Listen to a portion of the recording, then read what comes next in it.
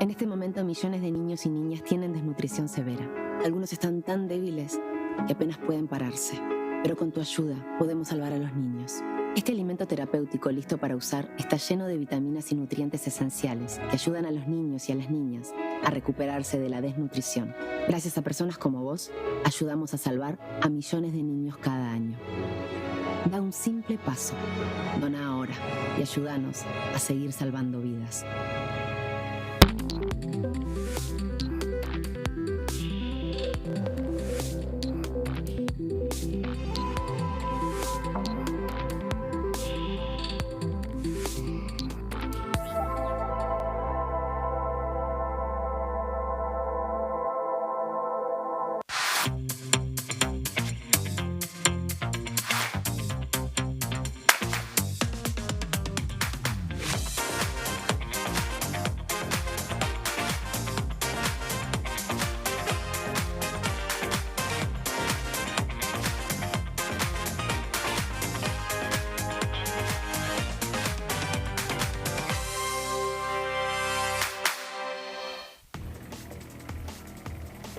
Hola, muy bienvenidos, ¿cómo les va? Esto es Parlamentarias, estamos en vivo, por supuesto, en un día especial donde se celebra una sesión convocada, una sesión especial convocada que va a empezar en un ratito nada más.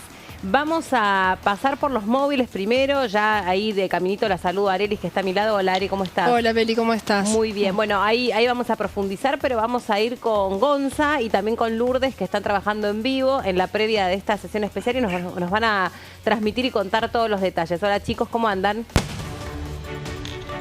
Hola Meli, placer saludarte ¿Cómo aquí estás, Gonza? desde el recinto junto a mi compañera Lourdes López. Bien, todo muy bien. Lourdes, ¿cómo estás? ¿Cómo te va?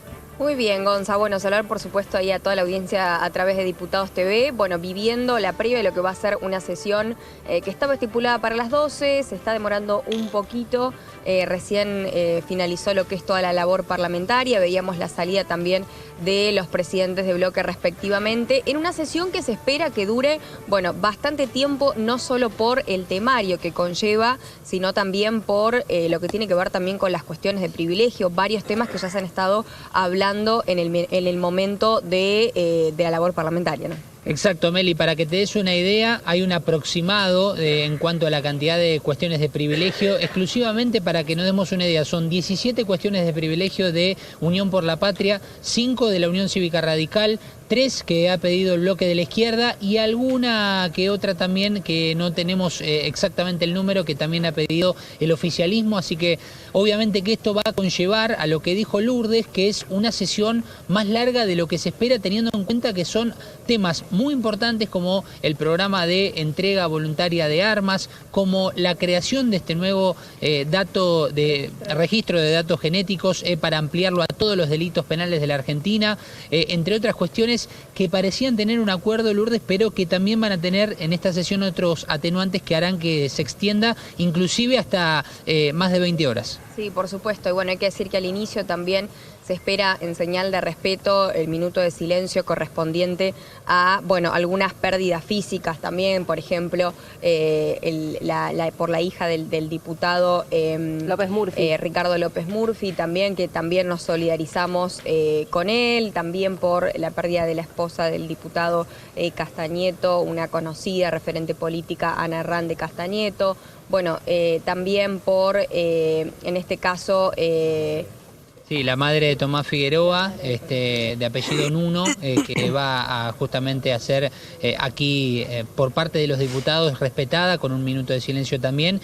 Y hay que tener en cuenta otras cuestiones, porque va a haber reemplazos, como por ejemplo, en lugar del diputado Alfredo Vallejos, que actualmente ya es el ministro de Seguridad de la provincia de Corrientes, bueno, ya tiene su reemplazante, en su lugar estará el diputado o próximo diputado Turnier, que va a asumir en su lugar, va a pertenecer al bloque de la Unión Cívica Radical. Tal vez nos preguntábamos si iba a asumir para el bloque de Unión Cívica Radical, teniendo en cuenta que tal vez su pensamiento, su mirada tiene que ver más con el alineamiento liberal, pero estará dentro del bloque de la Unión Cívica Radical.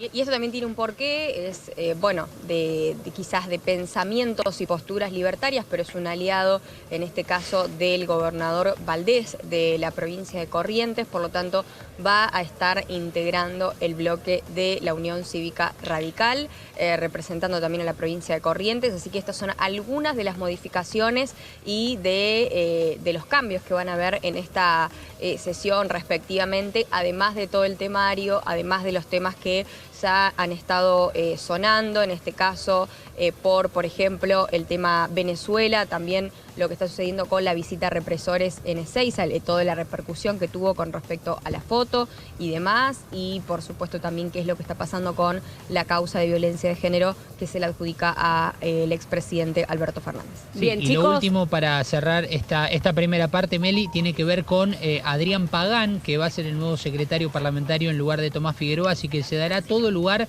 a estas modificaciones también en esta sesión especial. Bueno, ya regresamos a ustedes con este resumen anticipo de lo que trae esta próxima sesión especial. Gran trabajo, se tienen que reacomodar obviamente porque en un ratito nada más está previsto que empiece esta comisión, que atípicamente, esta sesión especial que iba a decir atípicamente la continúa con el trabajo que algunos diputados estuvieron realizando recién en la Comisión de Derechos Humanos, ARE, a donde se trataron otros temas.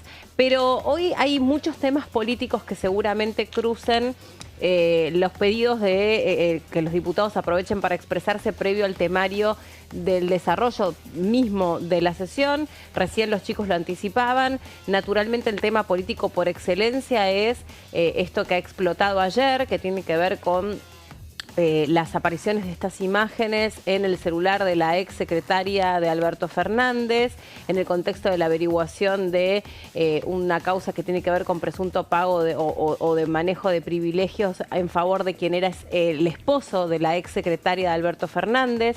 En ese contexto se hallaron unas conversaciones, unos chats que mantuvo Fabiola Yáñez, quien era la primera dama, cuando era primera dama, a donde no solamente insinúa, sino que refiere a haber sido golpeada en la residencia de Olivos por parte del expresidente de la Nación. Hay un entrecruzamiento privado, lo que pasa que, como lo veníamos mencionando, y esto seguramente sea parte de lo que hoy los diputados empiecen a conversar previo a la sesión, hay dos cuestiones. Por un lado, es la filtración de esos datos que tienen que ver con una causa que no tenía que ver con lo original, con lo que se estaba investigando, que era si hubo o no hubo privilegios en el tema seguros en favor del marido de la exsecretaria de Alberto Fernández. En ese contexto aparece esto y esto se reserva. Estas imágenes a donde va a instar una acción contra el presidente. ¿Por qué? Porque todavía para nuestra legislación, y esto es algo que seguramente se empieza a debatir ahora, sigue siendo un delito de instancia privada. Que esto es muy debatido porque hay una diferencia sustancial en este caso particular, porque los protagonistas eran en ese entonces un presidente y su pareja y la primera dama, con lo cual cualquier cosa, y ustedes lo saben, que tenga un presidente y a su primera dama como protagonistas, no son cuestiones estrictamente de la vida privada, ¿no? Y mucho menos si es algo que sucedió en la residencia presidencial, como al parecer ocurrió, o ella luego cuando declara ayer a través de un Zoom, porque ella está viviendo en España, lo hace a través de un Zoom y ahí puede profundizar y contar más detalles, independientemente de los contactos que estableció con los periodistas, con muy pocos periodistas en verdad. Pero creo que va a ser un tema enorme, ¿no? ¿Cómo vamos a tomar de aquí en más que me parece que es un caso paradigmático por los protagonistas que tiene en cuestión Arelis? ¿Qué vamos a interpretar de ahora en más respecto de cómo se ha hecho un aprovechamiento de la agenda de género? ¿Cuál es el rol en definitivo? ¿Cuál era el rol del Ministerio de la Mujer? Si en efecto les constó que hubo una situación de violencia y miraron para otro lado porque el protagonista era el presidente.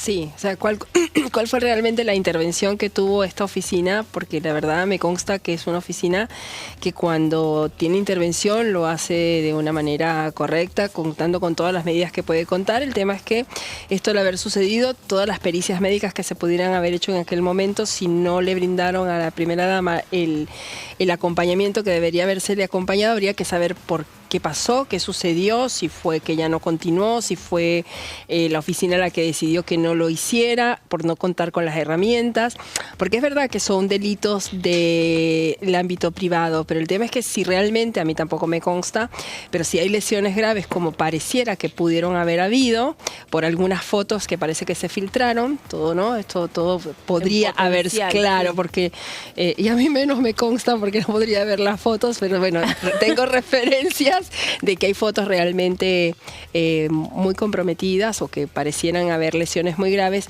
ya ahí pasa de ser un delito del orden privado a ser del orden público, o sea, ya no es solamente violencia en ese sentido, así que el tema es que al no contar hoy con las pericias médicas, porque ha pasado tanto tiempo, habría que ver qué decisión toma la señora Fabiola para poder continuar con la causa o qué es lo que va a hacer con esto que ha sucedido.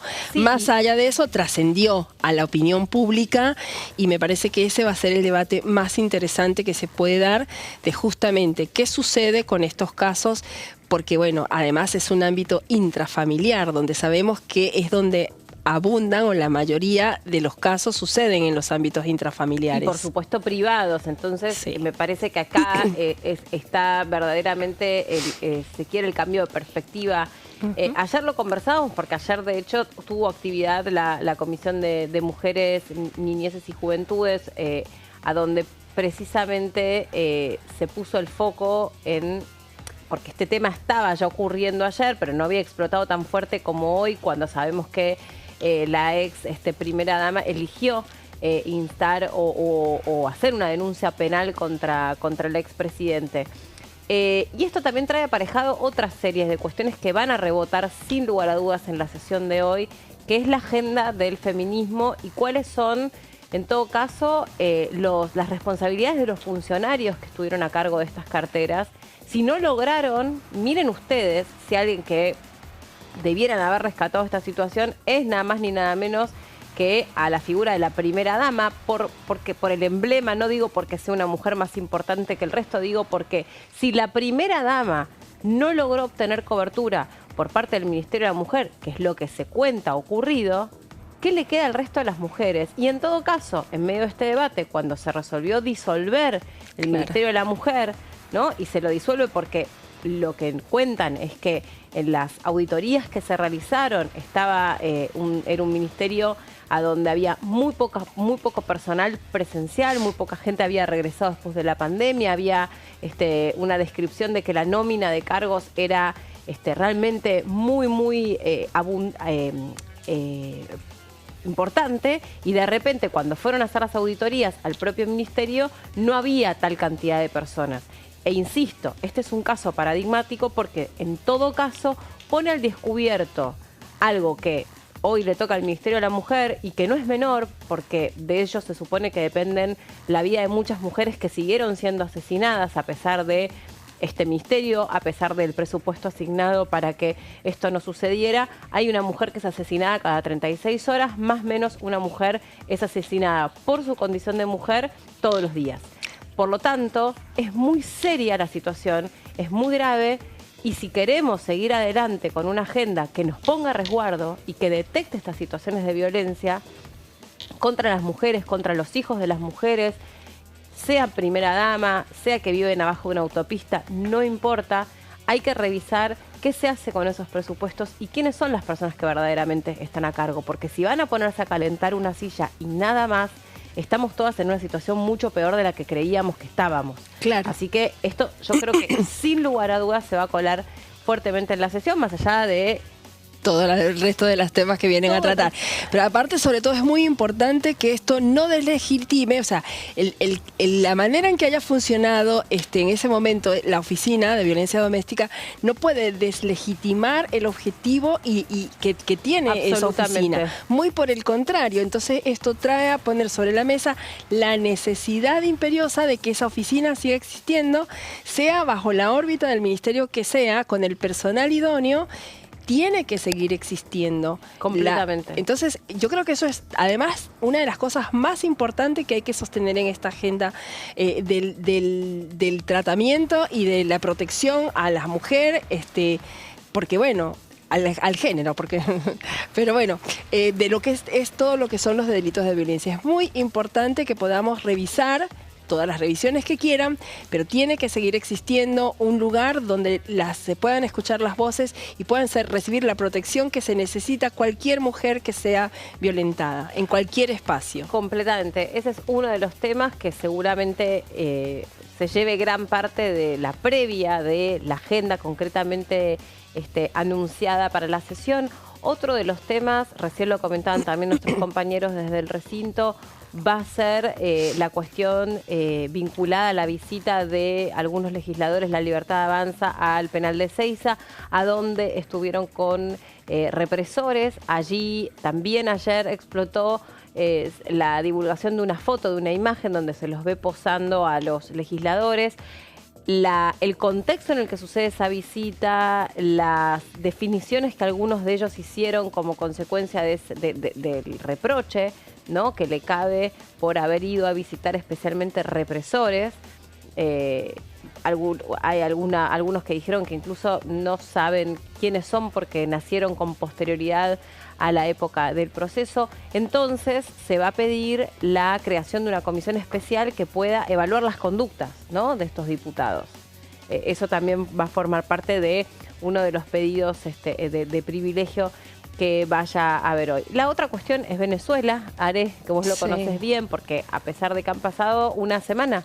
Sí, serían hoy 10 días aproximadamente. 10 días. Seguimos sin obtener las actas oficiales, exactamente. Y ya la verdad es que todas las voces se han pronunciado en el mismo sentido, así que hasta los menos esperados se han pronunciado en el sentido de que tiene que presentar las actas, y muy por el contrario, la represión continúa, y creo que es uno de los grandes temas que van a traer hoy, ¿no? No solamente el fraude electoral, sino la represión que se está viviendo. La represión que se está viviendo, la persecución ideológica que hay sobre los medios de comunicación, la situación que algunos periodistas argentinos vivieron al querer hacer una cobertura de las elecciones y no se les permitió entrar, cuando sucede al contrario. Cualquier medio internacional que quiere venir a cubrir cualquier proceso electoral en nuestro país es bienvenido, es recibido, se le da la información, se le provee la información desde dónde votan los candidatos hasta dónde son los lugares elegidos para recibir esos cómputos. O sea, nunca sucedió que la Argentina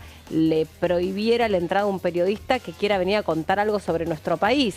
Es algo bueno, algo malo, lo que sea, no importa la línea editorial, nunca ha sucedido. Entonces es absolutamente reprochable que algunos periodistas argentinos hayan sido deportados, no bien pisaron suelo venezolano. Y los que continúan allá están siendo protegidos por la misma población porque saben que corren riesgos. Entonces hay algunos periodistas que ya han hecho sus declaraciones acá, que bueno, comentan cómo son protegidos y cómo es la misma población los que los llevan de un lugar a otro para que no corran ningún riesgo, para poder seguir cubriendo, y que tienen material bajo su guarda, pero que no lo exponen para no correr riesgo ellos ni las personas que se lo facilitan. Sí, y después, bueno, suponemos que de varias horas, ahí sí va a empezar estrictamente el debate de esta sesión especial, que está prevista para hoy y que, como decíamos recién, de hecho nuestros compañeros dejan el recinto para que se acomoden todas las los implementos, los suministros técnicos para poder empezar a convocar esa sesión, y tiene que ver con un tema que hemos conversado profundamente. Si querés, Ari, lo vamos comentando entre las dos. La creación del Registro Nacional de Datos Genéticos, que vaya más allá de los delitos que competen la integridad sexual, ¿no? Que, digamos, sí funcionan para estos delitos, pero se pretende la creación de este registro para todo tipo de delito. Claro, que se amplíe, que bueno, son temas que se espera que tengan, como ya vienen con mucho consenso, pues se espera que el debate tal vez no sea tan intenso ni tan prolongado, pero la idea es que justamente ya pueda salir una ley, así como todo lo que tiene que ver con la regularización de las armas de fuego, ¿no? Exacto, la entrega o el Programa Nacional de Entrega Voluntaria de Armas de Fuego, que es un programa que vuelta a vuelta se reedita. También hemos hablado mucho sobre esto. La idea es que dejen de circular en la sociedad civil armas que, por supuesto, no están o muchas no son aptas para disparo, no se conoce profundamente la procedencia de esas armas, si fueron heredadas, si fueron robadas. Entonces es muy importante que se provea de un plan para el desarme voluntario, y esto también trajo mucho debate porque a propósito de estos programas a veces también son aprovechados para que en esas situaciones de desarme los delincuentes se aprovechen y sepan en manos de quiénes están esas armas no legítimas. Nos vamos a ir, Are, al móvil porque nos está llamando Gonza con el diputado Alessandro. ¿Estamos con vos, Gonza?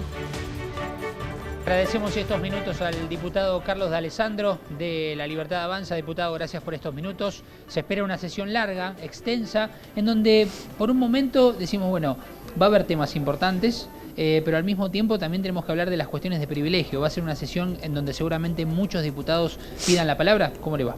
Sí, seguramente va a haber mucho que tienen que ver con las cuestiones de privilegio, sobre todo entendiendo que hay temas muy caldentes en la opinión pública. Ya se sabe lo de la lo sucedido con el expresidente Alberto Fernández, lo que ha sucedido en Venezuela y lo que ha sucedido con la visita a los represores por parte de diputados de La Libertad Avanza. Creo que son tres temas que van a ser atendidos por la sesión en su complejo tratamiento y bueno, cada uno va a poder expresar ahí lo que siente, lo que piensa y su forma de representar al pueblo argentino.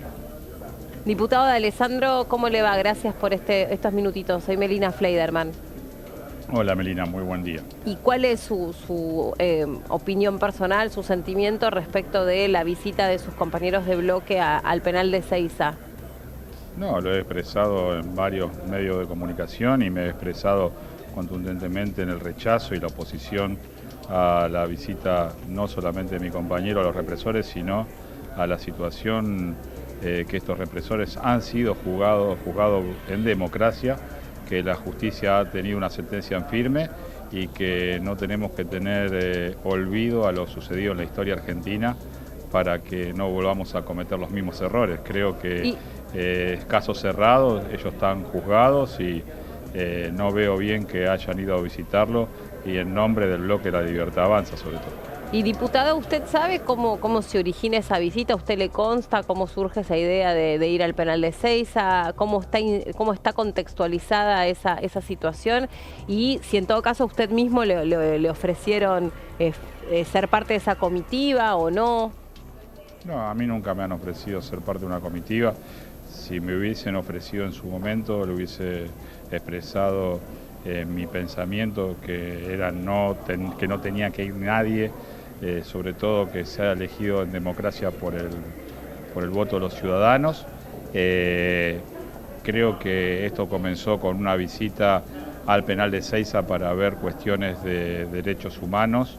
En lo que tiene el contexto se habló de criaturas que tienen alrededor de 4 años que vivían en Ezeiza junto a su madre. Recordemos que hay un penal de mujeres, sí. Y de ahí se ve que ha desencadenado en la visita a los represores. La verdad que no quedó muy claro dentro del bloque incluso cómo sucedió esto y quién fue el que la gestionó verdaderamente. ¿Y pidieron explicaciones, aunque sea de manera interna ustedes? ¿Trataron de establecer, aunque sea un contacto informal con alguien con quien usted tenga confianza de que les explicaran, insisto, hacia adentro, ¿no? Puertas adentro del partido, ¿qué pasó?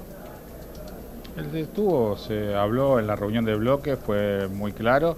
Se expresaron esto que te dije anteriormente, cómo había sucedido y después que había un pedido de algunos militares que estaban detenidos para ver también cómo estaban ellos en cuestiones de derechos humanos, sí. Porque por más que sean presos, tienen que ser tratados con todos acorde las garantías constitucionales que se le debe dar a cualquier detenido, y eso es lo que fue la explicación que recibimos. Sí, absolutamente. Y respecto de los temas que se van a tratar de la agenda de la sesión, diputado, ¿cuál tema, me imagino que son todos importantes, pero cuál para usted va a ser, si se quiere, sustancial, interesante desde el punto de vista del debate que se pueda llegar a dar, valioso para la sociedad? Mira, todos los temas que se van a tratar son sustanciales, de hecho la mayoría son impulsados por La Libertad Avanza. Se ha trabajado muy bien en labor parlamentaria, se ha llegado a acordar la mayoría de los temas, tanto con la oposición dialoguista, incluso con el bloque Unión por la Patria, por lo cual son temas de agenda que le interesan al Ejecutivo y que todo interés del Ejecutivo repercute directamente en la sociedad, o sea que no se podría determinar un tema porque fue una sesión que hemos pedido nosotros. Y le consulto también sobre el otro tema político que ha generado un alto impacto, es la denuncia penal contra el expresidente de la Nación, y cómo repercute esto en otras mujeres que puedan estar atravesando situaciones similares, si es que efectivamente, mientras había un Ministerio de la Mujer, se desestimó este hecho presuntamente tan grave. Digo presuntamente por una cuestión que usted entiende mejor que yo, una cuestión de reparos legales, pero bueno, al parecer hay suficiente evidencia o indicio, ¿no?, de que esto ha pasado. Bueno, tenemos que entender que el tratamiento de las cuestiones de género, sobre todo en el caso donde son ejercidas, o sea, el tema de la violencia es ejercida por una persona con poder y nada menos que por un expresidente de la Nación, si es verdad y se comprueba lo que dice la ex primera dama, entendemos que el momento de denunciarlo es no hubiese sido posible que ella lo denuncie anteriormente, sobre todo por lo que te estoy hablando yo, por una cuestión del poder que ejercía este hombre desde su situación de primer mandatario. Entiendo al menos que hay que investigarlo, que la denuncia de la señora Fabiola Yáñez es comprensible que sea en este momento, y que si esto verdaderamente sucedió, creo que el expresidente le tendría que caer todo el peso de la ley. Bien, diputado, le agradecemos mucho este contacto con nosotros, fue muy amable, ¿eh? No, por favor, gracias a ustedes. Gracias. Gonza, ¿qué más nos podés contar desde ese lugar? Bien, Meli, la última que le quería hacer rápidamente al diputado es simplemente una consulta. El caso de la visita justamente al represor Astiz, ¿se va a trasladar el debate rápidamente a la Comisión de Peticiones y Reglamento de la Cámara? Creo que ya se acordó en labor parlamentaria cómo se va a suceder, se van a enterar ahora, se va a hacer la lectura de un documento seguramente, y creo que no fue una visita en particular a Astiz, sino fue una visita para ver cómo estaba el funcionamiento de la cárcel en donde están estos represores, por lo cual ha hecho un muy buen trabajo tanto en labor parlamentaria, los bloques dialoguistas, como Unión por la Patria, para llegar a un punto de acuerdo. Gracias. No, gracias a ustedes. Gonza, bien, Meli, contanos cómo viene todo. Bien, porque vemos aquí. mucho movimiento detrás tuyo, de muchos diputados que ya empiezan a entrar al recinto. Mucho movimiento de diputados que entran al recinto y que, te diría, han entrado ya en su gran mayoría, pensando en todas las bancas que se deben ocupar. Veíamos masivamente cómo el bloque de Unión por la Patria, antes de comenzar la nota, ya empezaba a acercarse aquí a la zona, y también los diputados de La Libertad Avanza. ¿Trascendió, Gonza, de labor parlamentaria en qué orden van a estar dadas estas cuestiones de privilegio? Sí, más que nada no el orden preciso de las cuestiones de privilegio, pero sí que van a ser, después de las modificaciones de los cambios, como habíamos contado del diputado Vallejo, por ejemplo, que va a ser reemplazado por el próximo diputado Tournier. Después sí se van a llevar a cabo estas cuestiones de privilegio, y después sí se va a avanzar con el resto del temario. También tengamos en cuenta lo que nos contaba Lourdes más temprano sobre el recordatorio por los familiares fallecidos de diputados y dirigentes políticos. Bien, y Gonza, refresquemos un poco la cuestión horaria, porque ahí vemos que empiezan a sentarse los diputados. La sesión está, o la chicharra empieza a sonar, ¿a partir de cuándo? La chicharra ya está sonando hace aproximadamente, 10-15 minutos, Okay. Meli, no tengo exactamente el cálculo, pero ya está sonando desde hace largo rato. Ok, eso significa que en muy pocos minutitos seguramente aparezca el presidente de la Cámara de Diputados, Martín Menem, y luego de las formalidades estas que contabas vos, que es aceptar renuncias y reemplazos y nuevas juras de diputados, y me imagino también la cuestión vinculada a las situaciones personales y dolorosas que viven el diputado Castañeto y el diputado López Murphy con las pérdidas de sus seres queridos. Ahí entonces empiece la parte, primero la más, la de mayor alto impacto, que va a ser la de las cuestiones de privilegio, y después los temas estrictamente que recién estábamos conversando con Arelis, y que es un temario Gonza, si querés te libera. Ahí está el presidente de la Cámara de Diputados, lo estamos viendo en imágenes. A ver, recibimos ya el audio también. Mientras se sientan el resto de los diputados, Are, te voy contando a vos. Ya está en imágenes, tenemos el recinto con gran parte de los diputados acomodándose en sus bancas. El presidente de la Cámara de Diputados. Para recordarles que por acuerdo de labor se pospuso el inicio de sesión de las 12 a las 12:15, con lo cual le pido que, siendo 12:32, vamos tomando asiento.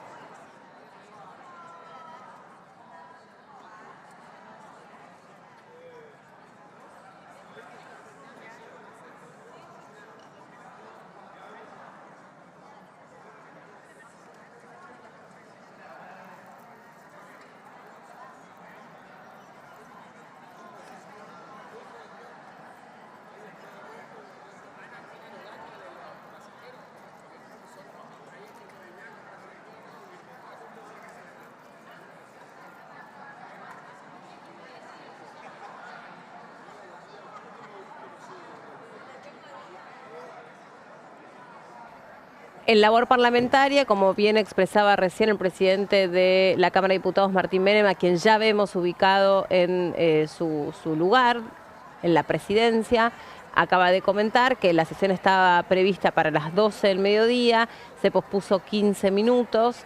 Esos 15 minutos, mientras me pongo los anteojos, Arelis, para ver bien la hora que es, porque no veo, 12:33, ya han pasado 15 minutos de esa chicharra que estaba mencionando Gonza, que estaba ya haciendo alusión a que la sesión había empezado, todavía no hay quórum, por eso se está pidiendo que los diputados vayan acomodándose en sus bancas, ya que quedan otros 10 minutos, 15 minutos de margen que se da de changüí, como decimos nosotros, para que los diputados se terminen de acomodar, pero bueno, parece que obviamente la voluntad es que rápidamente se acomoden y esto empiece. Vemos, de hecho, un recinto con bastantes diputados ausentes todavía.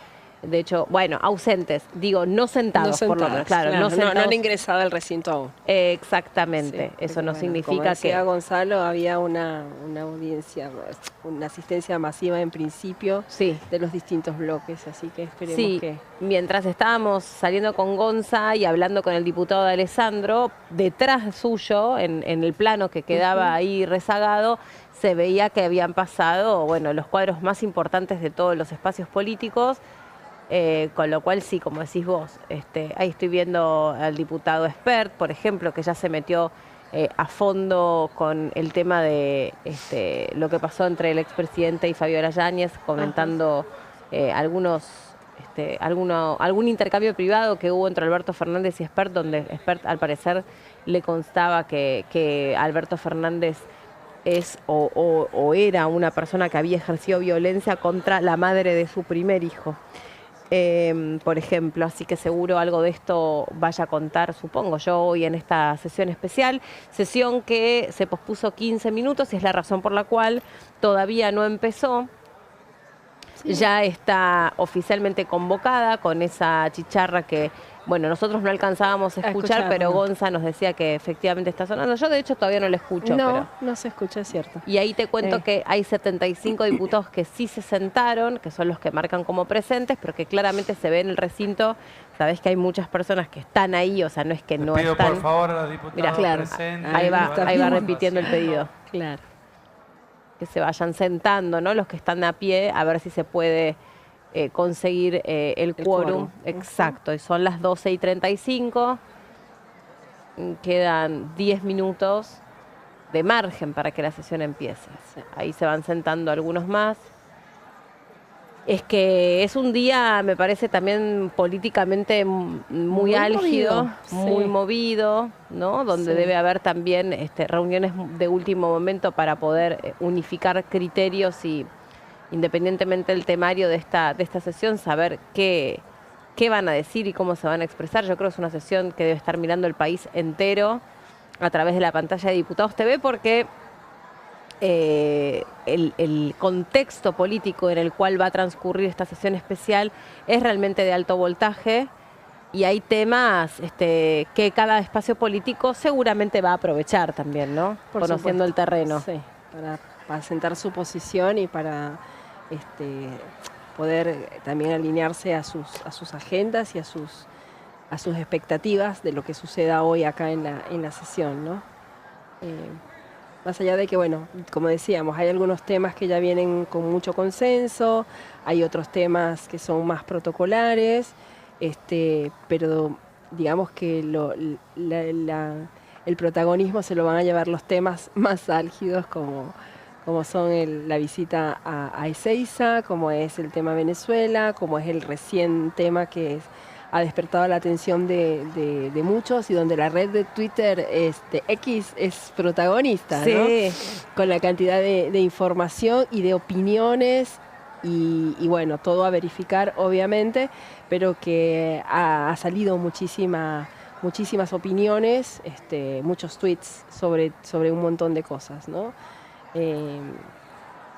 Y refrescar incluso algunas situaciones, por lo menos por lo que me comentaban, desde 2015, el 2016. Les pido a los diputados presentes absolutamente que vayan tomando asiento, por favor. Es la cuarta vez que el presidente de la Cámara de Diputados, Martín Menem, está requiriendo que los diputados que están presentes dentro del recinto se sienten. Contamos esto por si hay alguien desprevenido del otro lado. No creo a esta altura de la pantalla de TV que lo haya, pero igualmente es bueno explicar que los asientos de los diputados de sus bancas tienen un sensor.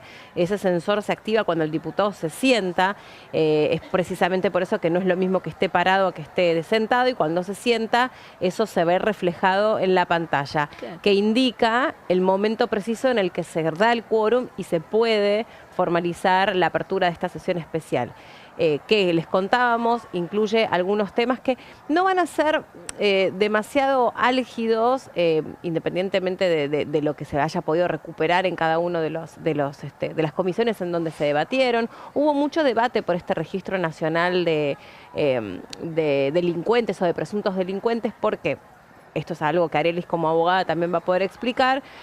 Según nuestra legislación, todos somos inocentes salvo se compruebe lo contrario. Por eso, cuando uno está en calidad de imputado o sospechado de un delito, no es culpable, es sospechado de ese delito. Por lo tanto, es inocente hasta que existe una instancia procesal que diga, sí, correcto, se encontró evidencia suficiente y entonces esta persona deja de estar sospechada hasta que la justicia lo determina culpable. Por eso, la discusión era al servicio de quién va a estar este registro nacional de datos genéticos, qué es lo que puede pasar con esa información tan sensible y cómo en todo caso se puede poner a resguardo a alguien que, mientras está sospechado de formar parte de algún delito o de alguna banda, y luego, por ejemplo, se determina su inocencia, ¿cómo hace esa persona para desafectarse de ese registro? Esto seguramente va a ser muy técnico, pero también muy interesante. Es algo que se reaviva, por ejemplo, con el caso Lola Chomnales. Presentes, si toman asiento, podemos quinta vez que pide el presidente de la Cámara de Diputados que se sienten. Él mismo está viendo que hay muchos que están parados y que entonces no se puede iniciar la sesión porque ya son 12:40, la sesión debiera haber empezado a las 12:15. Decía, en el caso Lola Chomnales, es esta argentina que va de vacaciones con una pareja de amigos de sus padres. En esa situación ella un mediodía decide salir a caminar, sale a caminar, nunca más vuelve. el crimen quedó impune mucho tiempo por las particularidades donde había aparecido asesinada Lola, que era en el medio del médano de una playa de Uruguay. De una playa de Uruguay, de Balizas, a Sí. donde es una playa muy agreste, no hay prácticamente tecnología, por tanto no había cámaras de seguridad, no había registros genéticos, no había posibilidad por el ambiente en el que sucede la escena del crimen, que era un médano, no había evidencia genética, científica para poder determinar quién había sido el responsable de esa muerte violenta. Y muchos años después, la encargada de una unidad dentro de la policía de Uruguay que coteja datos genéticos, hace una asociación a través de otro convicto que estaba detenido, que ella parte de la tesis de que hay muchos delincuentes que vienen o que provienen de familias de delincuentes. Por tanto, a pesar de que la huella genética que había en el cuerpo de Lola Chounalés era una huella incompleta, era una cadena incompleta de ADN, ella se queda con esta tesis y va hacia un camino inverso y contacta a la familia de una persona que estaba detenido por delitos sexuales y de otra clase y empieza a juntar datos genéticos, por así decirlo, cual si fueran piezas de un rompecabezas, y logra cotejarlo con esa huella incompleta que había dejado el asesino de Lola en el cuerpo de Lola y en los documentos de ella, porque habían aparecido sus documentos manchados con sangre y escondidos en la mochila a unos metros de donde ella había aparecido asesinada. Y detectan, Sí. sin lugar a dudas, gracias a ese rastreo genético, quién había sido el femicida. No hubo ningún lugar para dudar. Yo creo que esto ha tenido mucha repercusión porque esto sucede mucho tiempo después, con una perspectiva mucho más moderna para poder identificar este tipo de delitos tan complejos, ¿no? A los responsables de este tipo de delitos tan complejos, además prácticamente sin testigos y con todas las particularidades que les contaba. Así que la familia de Lola Chounalés, digamos, pasó lo peor que podían haber pasado, pero por lo menos pudieron, no es tremendo decirlo en estos términos, pero pudieron saber quién fue el asesino de su hija. Sí, por supuesto. Por eso lo más importante es justamente saber quiénes van a manipular estos datos, cómo van a ser resguardados, para qué van a ser utilizados y por cuánto tiempo pueden ser guardados, ¿no? Me parece que el hecho de que, si bien es información muy sensible, pero son datos que además, es como dices tú, brindan una información tan veraz que no te deja lugar a dudas y es una información, o sea, se obtienen datos de manera tan científica que tú dices, bueno, obviamente se corren riesgos, como en todo, pero si es un proyecto que está bien estudiado y que se ha visto que funciona, pues la verdad creo que la iniciativa está bien que se debate, haya sido todo el debate que recibió en el Congreso y que hoy pues en la sesión se ha presentado y poder escuchar a los diputados a ver qué sucede si obtiene la media sanción para continuar el proceso de que se termine convirtiendo en ley, ¿no?